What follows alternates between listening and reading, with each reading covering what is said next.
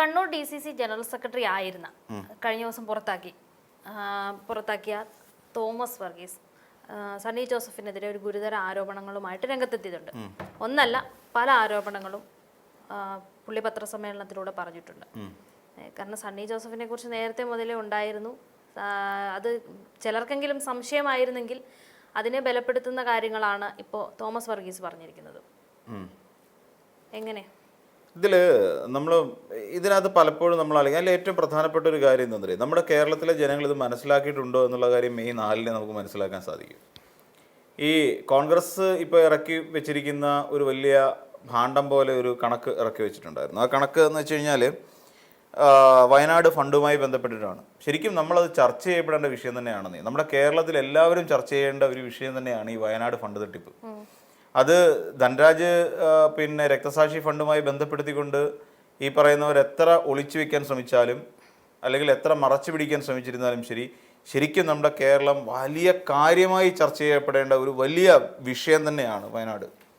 അക്കാര്യത്തിൽ ഇനിയും ഈ KPCC അധ്യക്ഷനാണോ ഇതിനകത്ത് കള്ളക്കളി കളിച്ചത്, മുൻ KPCC അധ്യക്ഷനാണോ എന്നുള്ള കാര്യമാണ് നമ്മൾ മനസ്സിലാക്കേണ്ടത്. കാരണം നമ്മൾ ഭൂമി വില നമ്മൾ കണക്കാക്കി നോക്കുമ്പോൾ ഇതിൽ തോമസ് വർഗീസ് ഉയർത്തിയ ആരോപണങ്ങൾ ഏറ്റവും പ്രധാനപ്പെട്ട ആരോപണം അത് തന്നെയാണ്. അതായത് അവിടെ വയനാട്ടിൽ ഭൂമി മേടിച്ചതിൽ വലിയ ക്രമക്കേട് നടന്നിട്ടുണ്ട്. അതായത് ഭൂമി വിലയിൽ വലിയ തട്ടിപ്പ് നടന്നിട്ടുണ്ട് എന്നുള്ളതാണ് പറയുന്നത്. നമ്മൾ പരിശോധിക്കുമ്പോൾ ശരിക്കും പറഞ്ഞു കഴിഞ്ഞാൽ അവിടെ ഭൂമിക്ക് ഒരു ഏക്കറിന് വന്നിട്ട് 1 കോടി രൂപ എന്നുള്ള കണക്കിന് മുകളിൽ പോയി. അതായത് 1 ലക്ഷം രൂപയ്ക്ക് മുകളിൽ 1 സെൻറ്റ് പ്രോപ്പർട്ടിക്ക് വന്നിട്ടുണ്ട് എന്നുള്ളതാണ് നമ്മൾ അവിടെ നിന്ന് മനസ്സിലാക്കുന്നതിന് പ്രധാനപ്പെട്ട കാര്യം. എന്നാൽ ഈ പറയുന്ന കുന്നമ്പറ്റ പോലെ ഒരു സ്ഥലത്ത്, വന്യജീവി ആക്രമണം നേരിടുന്ന ഒരു സ്ഥലത്ത്, ഒരു സ്റ്റീപ്പായി കിടക്കുന്ന കീഴ്ക്കാന്തൂക്കായി കിടക്കുന്ന ഒരു പ്രദേശത്ത് എങ്ങനെയാണ് ഭൂമിക്ക് ഇത്രയധികം വില വരുന്നതെന്ന് വയനാടുകാർക്ക് പോലും അറിയില്ല. സത്യത്തിൽ വയനാട്ടിലുള്ള എല്ലാവരും വിചാരിച്ചാൽ അവർക്ക് ഇന്ന് കോടീശ്വരന്മാരാകാം. കാര്യം അവരുടെ അത്രത്തോളം ഭൂമിയുണ്ട്. ഈ ഭൂമിക്കൊന്നും ഈ പറയുന്ന മതിപ്പ് വില ഇല്ലെന്നേ. 1 ലക്ഷം രൂപ പോലും ഇല്ല അവിടെയൊക്കെ ഭൂമി മതിപ്പ് വില. എന്നിട്ടും ഈ ഭൂമി 1 ലക്ഷം രൂപയ്ക്ക് പുറത്താണ് സെൻറ്റിന് അവർ വാങ്ങിയിരിക്കുന്നത്. അപ്പോൾ അവിടെ ഒരു വലിയ ക്രമക്കേട് നടന്നിട്ടുണ്ട് എന്നുള്ള കാര്യം നേരത്തെ തന്നെ ഏറെക്കുറെ എല്ലാവർക്കും ബോധ്യപ്പെട്ടതാണ്. ഇനിയും വേറെ ഭൂമി മേടിച്ചു എന്ന് പറയുന്നു. ആ ഭൂമി എവിടെയാണ് മേടിച്ചത്, ആ ഭൂമി ഏത് ഭാഗത്താണ് മേടിച്ചത്, അതുമായി ബന്ധപ്പെട്ട് എന്തെങ്കിലും വിവരം ഈ സണ്ണി ജോസഫ് ഇതുവരെ പുറത്തുവിട്ടിട്ടുണ്ടോ? 2 ഘട്ടമായി ഭൂമി ഏറ്റെടുത്തു എന്ന് പറയുന്നത്. ഒന്നിലും 3 കോടി സംതിങ് രൂപയിലാണ് ഒരു പ്രോപ്പർട്ടി 3.24 ഏക്കർ ഭൂമി മേടിച്ചത്. ഒരിടത്ത് 2.25 ഏക്കർ ഭൂമി മേടിച്ചു എന്നും പറയുന്നു. എന്നാൽ ഈ ഭൂമി 2.25 ഏക്കർ മേടിച്ച ഭൂമി അതെവിടെയാണ് മേടിച്ചത് എന്ന് സണ്ണി ജോസഫോ KPCCയുമായി ബന്ധപ്പെട്ട ആരുമോ ഇതുവരെ പുറത്തുവിട്ടിട്ടില്ല. ഇനിയും വീട് നിർമ്മാണം, ആർക്കാണ് വീട് വെച്ചു കൊടുക്കാൻ പോകുന്നത്? ഗുണഭോക്താക്കളില്ല. ഈ കോൺഗ്രസിന്റെ വീട് കിട്ടുമെന്നും പറഞ്ഞുകൊണ്ട് സർക്കാരിനെ ഇന്ന് 15 ലക്ഷം രൂപയും മേടിച്ചുകൊണ്ട് മാറി താമസിക്കുന്നതിൽ ഏകദേശം 100-ലധികം കുടുംബാംഗങ്ങളുണ്ട്. ഇവരെ സംബന്ധിച്ചിടത്തോളം കോൺഗ്രസ് ഇപ്പൊ ചെയ്തു തരും നമ്മൾ നോക്കിയിരിക്കുക. അവരുടെ അവസ്ഥയൊന്ന് ആലോചിച്ച് നോക്കൂ. അവരെന്ത് ചെയ്യും? പിന്നെ തന്നെയല്ല, ഈ വന്നുകൂടിയ ഫണ്ട് വെറും ഈ പറയുന്ന 5 കോടി ചില്ലുവാനം രൂപയാണോ? അതിന്റെ കണക്കിലും വ്യക്തതയില്ല. ശരിക്കും പറഞ്ഞു കഴിഞ്ഞാൽ വയനാടുമായി ബന്ധപ്പെട്ടുകൊണ്ട് കോൺഗ്രസ് നടത്തിയിട്ടുള്ള ഈ പറയുന്ന വെട്ടിക്കൽ പരിപാടിയിൽ ആർക്കും യാതൊരു വ്യക്തതയുമില്ല. പലരും പല കണക്കുകളാണ് പല ഘട്ടങ്ങളിലായി സൂചിപ്പിച്ചിട്ടുള്ളതെന്നും വ്യക്തം. ഇപ്പോൾ അവർക്ക് വീട് പണിയാൻ പൈസ ഇല്ല എന്ന് പറയുന്നു. പക്ഷേ ഇവിടെ നിന്നും ഫെഡറൽ ബാങ്ക് അക്കൗണ്ടിൽ ഉണ്ടായിരുന്ന തുകയിൽ നിന്നും വലിയ ഒരു തുക മറ്റൊരാളിലേക്ക്, അതായത് വിദേശത്തുള്ള ഒരാളിലേക്ക് പോയിട്ടുണ്ട്. ഇത് ആരുടെ ബിനാമിയാണ്? കെ സുധാകരൻ്റെ ആണോ സണ്ണി ജോസഫിൻ്റെ ആണോ എന്നുള്ള കാര്യം ഇവർ രണ്ടുപേരിൽ ആരെങ്കിലും ഒരാൾ വ്യക്തമാക്കിയേ പറ്റുള്ളന്നേ. അത് സണ്ണി ജോസഫിന് അതിൻ്റെ ഉത്തരവാദിത്തമുണ്ട്. കാര്യം നല്ല നിലവിൽ KPCC അധ്യക്ഷനായിരിക്കുന്ന ഒരു വ്യക്തിയാണ് ഈ പറയുന്ന സണ്ണി ജോസഫ്. സണ്ണി ജോസഫ് വളരെ കൃത്യമായിട്ട് പറയണം, ഇന്ന ആവശ്യത്തിന് വേണ്ടി ഇന്ന ആൾക്കാർക്ക് വേണ്ടിയാണ് ഞങ്ങൾ ആ ഭൂമി വിനിയോഗിച്ചു എന്നുള്ള കാര്യം. എന്താ പറയാത്തത്? അത് പിന്നെ ആ പണം കൊടുത്തു, അത് പറയണം, വ്യക്തമാക്കണം. ഇത് പൊതുജനത്തിൻ്റെ പണമാണെന്നേ, അല്ല KPCC ആസ്ഥാനത്ത് പൊട്ടിക്കളിച്ചു വന്ന പൈസയൊന്നും അല്ല ശരിക്കും അത്. അപ്പം ഈ പറയുന്ന പല സംഘടനകൾ, പല വ്യക്തികൾ, ഇവരെല്ലാം പണം കൊടുത്തിട്ടുണ്ട്. അപ്പോൾ അവരോടൊക്കെ മറുപടി പറയാനുള്ള ബാധ്യസ്ഥത ശരിക്കും സണ്ണി ജോസഫിനെ പോലുള്ള നേതാക്കന്മാർക്കുണ്ട്. ഇപ്പം അവരുടെ ഉൾപാർട്ടി പോരിൻ്റെ തുടക്കമാണ് എന്ന് പറയേണ്ടി വരും. ഉൾപാർട്ടി പോരെന്ന് പറഞ്ഞു കഴിഞ്ഞാൽ ഇവിടെ നമ്മൾ നോക്കിക്കോളൂ, ഈ പറയുന്ന സണ്ണി ജോസഫ് വന്നിട്ട്, സണ്ണി ജോസഫ് എങ്ങനെയാണ് വരുന്നത്? സണ്ണി ജോസഫ് വെറും ഒരു അവിടുത്തെ ഒരു ഇതിൻ്റെ സഹകരണ സംഘത്തിൻ്റെ പ്രസിഡൻ്റായിരിക്കുന്ന ഒരാൾ വളരെ പെട്ടെന്ന് KPCC അധ്യക്ഷ DCC അധ്യക്ഷ സ്ഥാനത്തേക്ക് വരുന്നു. അവിടെയും ആര് വഴിയാണ് വന്നിരിക്കുന്നത്? കെ സുധാകരൻ വഴിയാണ് പിന്നെ അദ്ദേഹം DCC അധ്യക്ഷന്റെ സ്ഥാനത്തേക്ക് വന്നത്. എന്നിട്ട് എന്താ ചെയ്തത്? ആ കെ സുധാകരനെ ചവിട്ടി പുറത്താക്കുന്ന സമീപനമല്ലേ ഉണ്ടായത്. എന്നിട്ട് ഇദ്ദേഹം പറയുന്ന ഒരു പ്രധാനപ്പെട്ട ആരോപണം, അതിനകത്ത് KPCCയുടെ ഔദ്യോഗിക ലെറ്റർപാഡിൽ ഒപ്പിട്ടിരിക്കുന്നത് ഇദ്ദേഹത്തിൻ്റെതാണ്, സണ്ണി ജോസഫിൻ്റെ തന്നെയാണ് എന്ന് അയാൾ വളരെ വ്യക്തമായി പറയുന്നുണ്ടെന്നേ. അതല്ല സ്ഥാപിച്ചെടുക്കാൻ പറ്റില്ല. അല്ല എന്നുണ്ടെങ്കിൽ സണ്ണി ജോസഫ് കൃത്യമായി ഈ പറയുന്ന ആൾക്കാർക്കെതിരെ കേസ് പോകുമോ, എൻ്റെ അല്ല, എൻ്റെ ഒപ്പം ഇങ്ങനെയല്ല, അല്ലെങ്കിൽ ഞാൻ അങ്ങനെ ഒരു കത്ത് തയ്യാറാക്കിയിട്ടില്ല എന്ന് സണ്ണി ജോസഫ് എന്തുകൊണ്ടാണ് ഒരു പിന്നെ കേസ് പോകാത്തത്? ഞാൻ കേസ് കൊടുക്കും എന്നല്ലേ പറയുന്നുള്ളൂ, അല്ലെങ്കിൽ ഞാനത് പിന്നെ എന്താ പറയുക, എനിക്ക് അങ്ങനെ ഒരെണ്ണം ഉണ്ടായിട്ടില്ല എന്നല്ലേ പറയുള്ളൂ. ഒരാളുടെ ഒപ്പ് മാനിപ്പുലേറ്റ് ചെയ്യുന്നത് എങ്ങനെയാണ്? സണ്ണി ജോസഫിൻ്റെ ഒപ്പ് മാനിപ്പുലേറ്റ് ചെയ്ത് KPCCയുടെ ലെറ്റർ പാഡിൽ എങ്ങനെയാണ് ഇങ്ങനെ ഇത് വരുന്നത്? ലെറ്റർ പാഡ് കളിക്കാൻ കൊടുക്കാനുള്ള സാധനമാണോ? ലെറ്റർ പാഡിന് എപ്പോഴും ആ ലെറ്റർ പാഡിന് ഒരു നമ്പർ വരെ ഉണ്ടാവും. ആ ലെറ്റർ പാഡ് എപ്പോഴും കളിക്കാൻ പിന്നെ ഓരോരുത്തർക്ക് തോന്നുന്ന പോലെ എടുത്ത് കൊടുക്കാൻ വേണ്ടിയുള്ളതാണോ? അല്ലല്ലോ. ഇങ്ങനെ ഒരു കത്ത് പുറത്തു വന്നിട്ടുണ്ടെങ്കിൽ അതിൻ്റെ എന്താ പറയുക, വ്യക്തതയെക്കുറിച്ച് ജനങ്ങളോട് ബോധിപ്പിക്കാനുള്ള ഉത്തരവാദിത്തം സണ്ണി ജോസഫ് എന്ന് പറയുന്ന KPCC അധ്യക്ഷനുണ്ട്. തുടക്കം മുതൽ തന്നെ നമ്മൾ പരിശോധിച്ചാൽ സണ്ണി ജോസഫ് എന്ന് പറയുന്ന ഒരാൾ നല്ലൊരു കുറുക്കനാണെന്ന് പറയേണ്ടി വരും.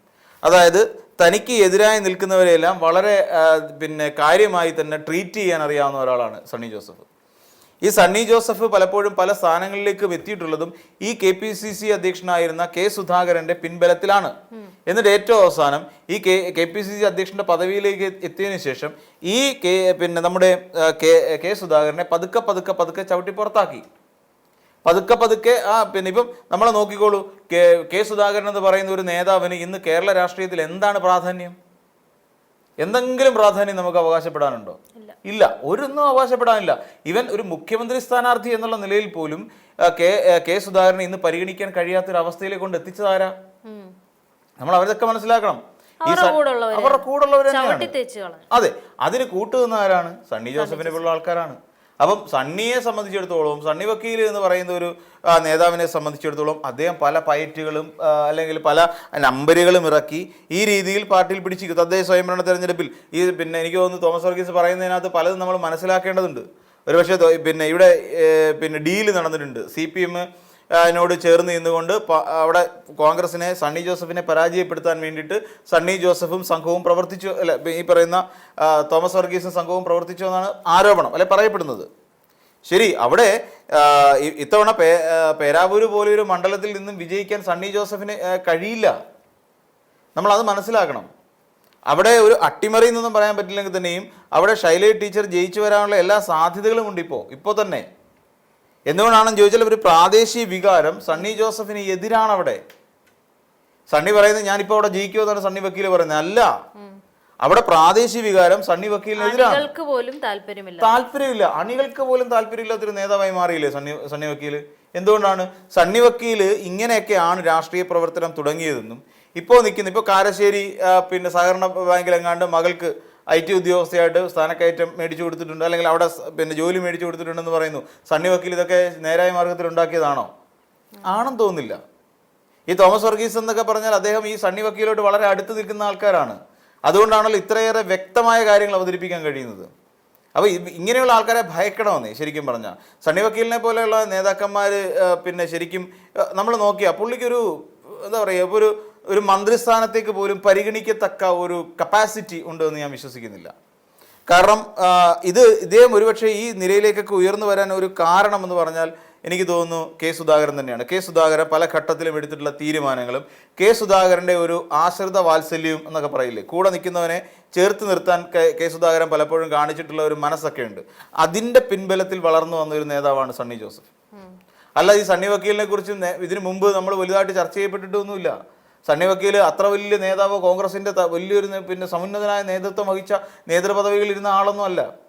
അപ്പോഴും ഇദ്ദേഹം KPCC അധ്യക്ഷ സ്ഥാനത്തേക്ക് വരുന്ന സമയത്തും പലരും സംശയിച്ചു ഇദ്ദേഹമൊക്കെ എന്താവാനാണ്. ഇന്നും സണ്ണി ജോസഫിനെ അറിയാൻ വയ്യാത്ത കോൺഗ്രസ്സുകാരുണ്ട്. ഈ വാർത്ത കേട്ട് ഇന്ന് നമ്മൾ വളരെ സിമ്പിളായിട്ട് ആലോചിച്ചാൽ അന്ന് KPCC അധ്യക്ഷനായി അദ്ദേഹം അധികാരം വഹിക്കുന്ന സമയത്ത് പലരുടെയും ഇദ്ദേഹത്തിൻ്റെ ഫോട്ടോ കൊണ്ട് കാണിച്ച് അറിയില്ല ആരാണെന്ന്.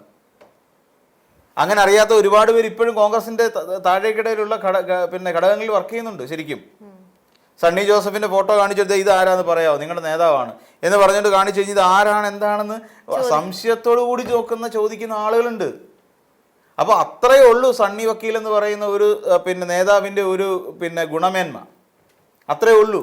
പിന്നെ ഈ അടുത്ത സമയത്തുണ്ടായി ഈ വിവാദങ്ങളും വാർത്തകളും, ശബരിമല സ്വർണ്ണത്തിൻ്റെ കാര്യത്തിലൊക്കെ അതേ എടുത്തിട്ടുള്ള ചില നിലപാടുകളും, അതോടൊപ്പം തന്നെ പിന്നെ ഇതുമായി ബന്ധപ്പെട്ടുകൊണ്ട് എന്താ പറയുക, വയനാട് ഫണ്ട് തട്ടിപ്പുമായി ബന്ധപ്പെട്ട് എടുത്തിരിക്കുന്ന നിലപാടുകളൊക്കെ കൊണ്ട് മാധ്യമങ്ങൾ കുറേയധികം ചോദ്യം ചോദിക്കുമ്പോൾ ആ മാധ്യമങ്ങളുടെ മുന്നിലിരുന്ന് വിയർക്കുന്ന ഒരു സാധാരണ ഒരു കോൺഗ്രസ് നേതാവ് എന്നതിനപ്പുറത്തേക്ക് ഒരു പ്രാധാന്യം ഇന്ന് താഴേക്കുള്ള കീഴ്ഘടകങ്ങളിൽ ആർക്കും ഇല്ല സണ്ണി വക്കീലിനോട്. ഇത് വസ്തുതാപരമായ കാര്യമാണ്. അങ്ങനെയുള്ള ഈ നേതാവ് ഈ ഇത്രയും വലിയ കുടില ബുദ്ധിയുടെ ഒരു കേദാരമാണ് എന്നുള്ള കാര്യം പലപ്പോഴും എനിക്ക് തോന്നുന്നില്ല സുധാകരൻ പോലും തിരിച്ചറിഞ്ഞിട്ടില്ല. അതാണ് നമ്മളവിടെ തിരിച്ചറിയേണ്ടത്. അപ്പം സുധാകരനെ വീഴ്ത്താൻ വേണ്ട എല്ലാ കളികളും പയറ്റി നല്ല രീതിയിൽ മുന്നോട്ട് കൊണ്ടുപോയ ഒരു നേതാവ് തന്നെയാണ് സണ്ണി വക്കീൽ. അതുകൊണ്ട് തന്നെ ഇനിയും പല കാര്യങ്ങളും പുറത്തേക്ക് വരാനുണ്ട്. വയനാട് ഫണ്ടുമായി ബന്ധപ്പെട്ടിട്ടുള്ള കൂടുതൽ വിവരങ്ങൾ ഇനിയും ഈ നോവിച്ച് വിടുന്ന ആൾക്കാരുണ്ടല്ലോ, അവർ പലതും തുറന്നു പറയും. ഇപ്പം നമുക്കറിയാം അതുപോലെ ഷാനിബ് എന്ന് പറയുന്ന ഒരാൾ ഇവിടെ എന്തെല്ലാം വെളിപ്പെടുത്തൽ നടത്തി കഴിഞ്ഞ പാലക്കാട് ഉപതെരഞ്ഞെടുപ്പ് കാലഘട്ടത്തിൽ. പി സരിൻ എന്തൊക്കെ വെളിപ്പെടുത്തൽ നടത്തി? പി സരിനല്ലേ ഇപ്പോൾ ഈ അടുത്ത സമയത്ത് 50 കോടി രൂപ പിന്നെ കരുണാകരൻ്റെ സ്മാരക നിർമ്മാണത്തിന് വേണ്ടി പിരിച്ചു എന്ന് പറയുന്നത്. അതുവരെ അതിനെക്കുറിച്ചൊരു വ്യക്തതയില്ലായിരുന്നല്ലോ. നുസൂർ എന്ന് പറയുന്ന ഒരു തിരുവനന്തപുരത്തുള്ളൊരു പിന്നെ നേതാവ് രാജിവെച്ച് പുറത്തേക്ക് പോയില്ലേ. അപ്പോൾ അവരിൽ നിന്നൊക്കെ ഒരുപാട് കോൺഗ്രസിനെ കുറിച്ച് പലതും അറിയേണ്ടതുണ്ട്. ഇനി ഈ കാര്യങ്ങളൊക്കെ കേരളത്തിൽ വേണ്ട വിധത്തിൽ ചർച്ച ചെയ്യപ്പെടുകയോ പരിഗണിക്കപ്പെടുകയോ ചെയ്തിട്ടുണ്ടോ എന്നുള്ള കാര്യം നമുക്ക് മെയ് 4 റിസൾട്ട് വരുമ്പോൾ മാത്രമേ മനസ്സിലാക്കാൻ സാധിക്കൂ. പക്ഷേ ഇപ്പം നിലവിലത്തെ സാഹചര്യത്തിൽ കോൺഗ്രസിനകത്ത് ഒരു വലിയ ഒരു ഉൾപാർട്ടി പോര് തുടങ്ങിയിട്ടുണ്ട് എന്നുള്ള കാര്യം സംശയമൊന്നുമില്ലാതെ നമുക്ക് സമ്മതിക്കേണ്ടി വരും.